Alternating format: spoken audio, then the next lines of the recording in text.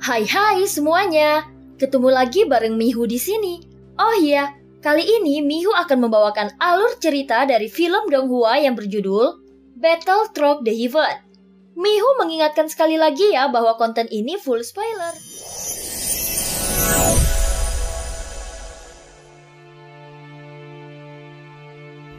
Melanjutkan dari kisah sebelumnya. Sebelumnya saat Yetian mengeluarkan boneka iblis ciptaannya, pasukan keabadian para dewa tiba-tiba terkejut melihat begitu banyak sosok yang muncul. Apalagi kekuatannya tidak lemah. Bahkan mereka semua memiliki aura keabadian kaisar. Setelah beberapa saat, mereka segera mengetahui bahwa semua sosok ini tidaklah bernyawa dan semuanya hanyalah boneka. Tetapi penampilan mereka sekarang tidak terlihat biasa saja. Bagaimanapun, pembatasan pada semua baju besi dewa ini telah dihilangkan oleh tahanan roh. Sehingga sosok-sosok boneka iblis ini bisa terintegrasi ke dalam baju besi dewa. Seolah-olah mereka semua telah berubah menjadi prajurit Taisu. Melihat pemandangan ini di hadapannya, mata Xiaoyan langsung berbinar dengan penuh pertimbangan. Meskipun mereka tidak memiliki ingatan dan kecerdasan seperti para prajurit Taisu, tetapi ada satu hal yang menarik dari mereka. Semua boneka iblis ini 100% patuh dan tidak memiliki jiwa. Bagaimanapun, mereka hanyalah sekelompok boneka iblis yang disempurnakan oleh Yetian. Setelah menyatu dengan baju besi dewa, kekuatan pasukan boneka iblis ini seharusnya berada di atas Taisu. Hal ini karena prajurit Taisu merupakan tubuh yang lahir dari teknologi Minghe kuno. Walaupun mereka juga memiliki kekuatan tertentu, tetapi kekuatan mereka yang terbaik hanya berada pada tahap dewa petarung. Dengan bantuan baju besi dewa, mereka memang memenuhi syarat untuk melawan keabadian kaisar. Tetapi boneka iblis ciptaan Yetian ini berbeda. Mereka awalnya keabadian kaisar. Setelah menggunakan baju besi dewa, dapat dikatakan bahwa kekuatan tempur boneka iblis ini bahkan lebih kuat dari prajurit Taisu. Sehingga mereka bisa dianggap mampu bersaing dengan keabadian para dewa. Wah, cangkang kura-kura ini cukup bagus. Sekarang mereka memiliki kekuatan serangan dan pertahanan yang kuat. Yetian melihat boneka iblisnya yang mengenakan baju besi dewa dan segera tersenyum. Tampaknya dia bahkan lebih puas dibandingkan dengan Xiaoyan. Jumlahnya masih tidak cukup. Aku harus mengumpulkan 100.000 boneka iblis lagi. Selamat tinggal, ucap Yetian langsung berkata dengan tegas dan melambaikan tangannya. Segera pasukan boneka iblis ini berubah menjadi awan ungu kehitaman dan menghilang. Bahkan Xiaoyan tidak tahu bagaimana cara Yetian melakukannya. Dengan sikapnya, seolah-olah dia bisa mendapatkannya dalam sekejap. Ada satu hal lagi yang aku ingin tanyakan kepadamu, ucap Xiaoyan. Yetian baru saja hendak pergi namun tiba-tiba mendengar kata-kata Xiaoyan.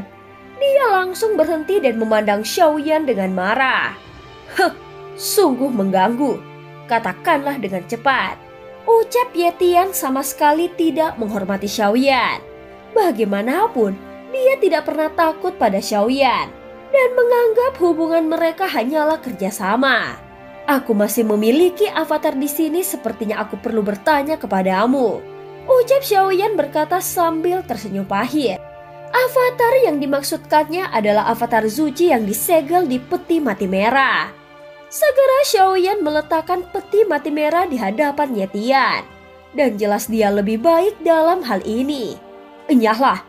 Iblis ini tidak akan membiarkanmu memanfaatkanku. Yetian tampaknya sangat jijik saat melihatnya. Dia tidak memberikan wajah apapun kepada Xiaoyan dan langsung menolaknya. Xiaoyan melihat peti mati merah di hadapannya dengan ekspresi yang suram. Meskipun dia memiliki metode pemurnian dari sekte boneka mayat, namun mencari mayat 5 elemen bukanlah hal yang mudah.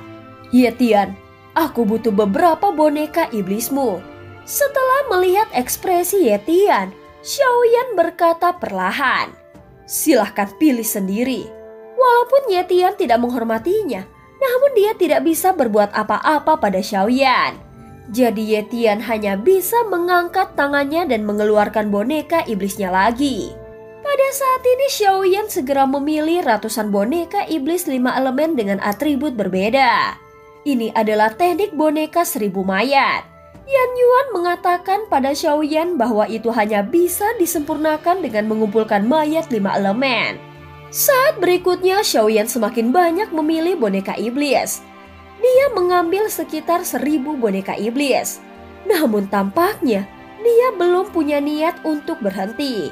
Melihat adegan ini, Ye Tian tampak sangat marah dan memperhatikan peti mati Xiaoyan. Berikan aku peti matimu. Ini adalah boneka iblis yang telah aku sempurnakan dengan bekerja keras. Kau sebenarnya ingin menggunakannya sebagai pengorbanan. Sungguh membuang-buang sumber daya. Walaupun dia berkata dengan marah, namun pada akhirnya Ye Tian tetap membantunya. Kemudian dia mengangkat tangannya dan melambaikan tangannya. Ye Tian segera meletakkan peti mati merah di depan Xiaoyan ke dalam awan ungu kehitaman. Terima kasih, ucap Xiaoyan langsung menangkupkan tinjunya dan mengangkat tangannya. Terlihat ada senyuman yang muncul di wajahnya. Dibandingkan dengan dirimu, iblis macam apa aku ini? Kau seorang pria yang disebut yang mulia dan sizun. Namun kau adalah iblis yang sebenarnya. Kau bahkan lebih jahat daripada aku. Ucap Ye Tian berkata dengan marah dan dia tidak ingin tinggal lebih lama lagi di sini. Sosoknya tiba-tiba berbalik kemudian berubah menjadi awan ungu kehitaman. Kemudian sekelompok boneka iblis juga ikut bergerak bersamanya. Tidak butuh waktu yang lama, dia segera menyapu ke kehampaan. Ye Tian, jangan pergi terlalu jauh. Ada perang besar yang akan terjadi. Ucap Xiaoyan langsung berteriak memperingatkannya. Aku sudah tahu, jangan terlalu banyak bertele-tele. Saat ini Xiaoyan mengalihkan pandangannya ke sisa tubuh pasukan Taisu yang berserakan di depannya.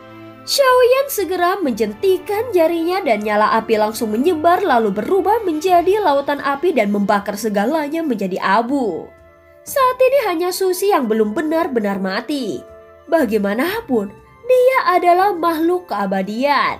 Xiaoyan melihat kepalanya berangsur-angsur pulih sehingga Xiaoyan melukainya lagi dan membuatnya menjadi sangat lemah. Apa yang akan kau lakukan? Ucap Susi terlihat sangat kesakitan. Namun dia memiliki jiwa dan berbeda dari para prajurit Taisu lainnya.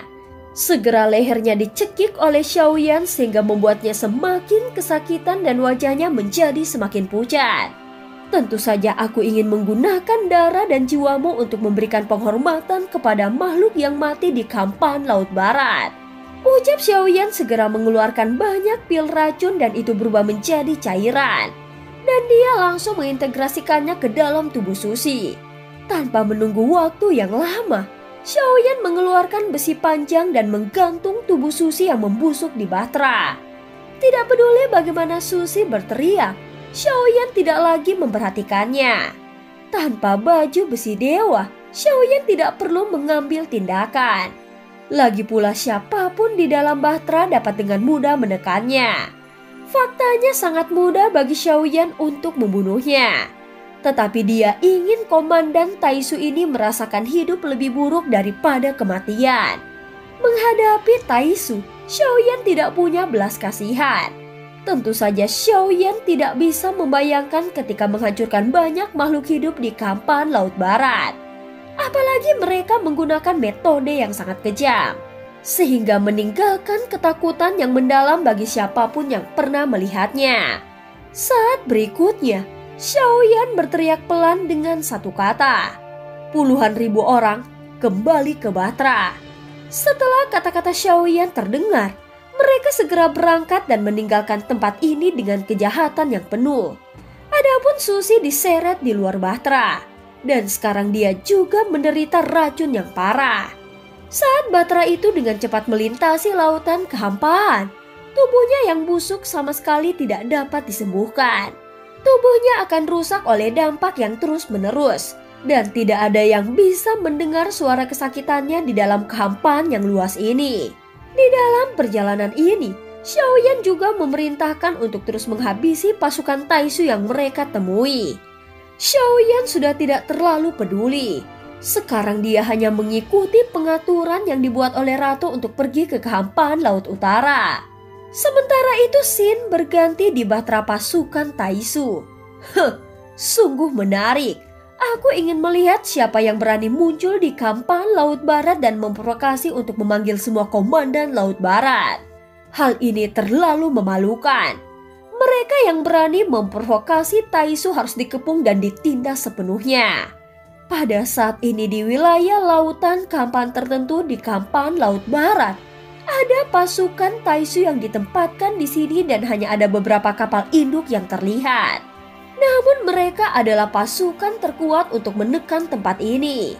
Bai Ling tiba lebih dulu di sini dan melaporkan semuanya dengan ekspresi cemas di wajahnya. Setelah beberapa saat, Li Hai juga muncul. Saat melihat Li Hai kembali, Bai Ling langsung terkejut. "Li Hai, di mana pemimpin Susi?" ucap Bai Ling dengan suara yang dalam. "Ini darurat. Musuh bukanlah makhluk yang bisa kita hadapi. Pasukan kami dikalahkan dengan mudah. Adapun pemimpin Susi, dia memilih untuk melawan," ucap Li Hai berkata dengan terburu-buru. Mendengar kata-katanya, mata Bai Ling memerah dan menatapnya dengan dingin. Dia tahu betul seperti apa karakter Li Hai. Dan dia meyakini bahwa Li Hai pasti melarikan diri sendirian karena ketakutan. Tolong Komandan Meng Shan untuk mengambil tindakan. Mereka semua harus dilenyapkan. Pasukan ini bisa dianggap sebagai pasukan yang tidak dapat disentuh dengan mudah, ucap Li Hai dengan suara yang dalam. Pada saat ini mereka juga memiliki kapal dewa yang lebih besar dan lebih canggih. Selain itu, ada beberapa kapal lainnya di sekitarnya. Saat melihat ke sekeliling, maka hal yang paling mengejutkan adalah bagian belakang kapal induk Taisu. Ini seperti benua berjalan dan semua orang hanya berdiri diam dan itu terlihat seperti siluet yang padat. Jika dijumlahkan mungkin pasukan ini berjumlah jutaan. Awalnya pasukan berkekuatan jutaan ini untuk dikirim ke garis depan. Tetapi kali ini setelah mendapatkan laporan, dia bermaksud membuat musuhnya mengerti bahwa Taisu memiliki sumber daya dan itu juga merupakan akhir dari panah yang kuat. Saat ini Bai Ling dan Li Hai masih berada di dalam kapal induk terbesar. Lantainya datar seperti cermin. Di ujung terjauh, ada seorang pria menyilangkan kakinya sambil melihat cahaya biru yang berkedip di depannya. Segera peta dari kehampaan Laut Barat muncul saat dia melambaikan jarinya. Ada 5 atau 6 bahtera. Semut-semut ini ternyata sungguh berani. Apa kita perlu pergi bersama dan menemukan mereka? Kunci posisi mereka sekarang dan mulai bergerak. Ingin melarikan diri dariku tidak akan semudah itu, ucap Meng Shan sang pemimpin Taisu dengan suara yang dalam. Dan cerita pun berakhir. Terima kasih udah dengerin Mihu dari awal sampai akhir ya. Jangan lupa untuk like dan subscribe. Sampai jumpa.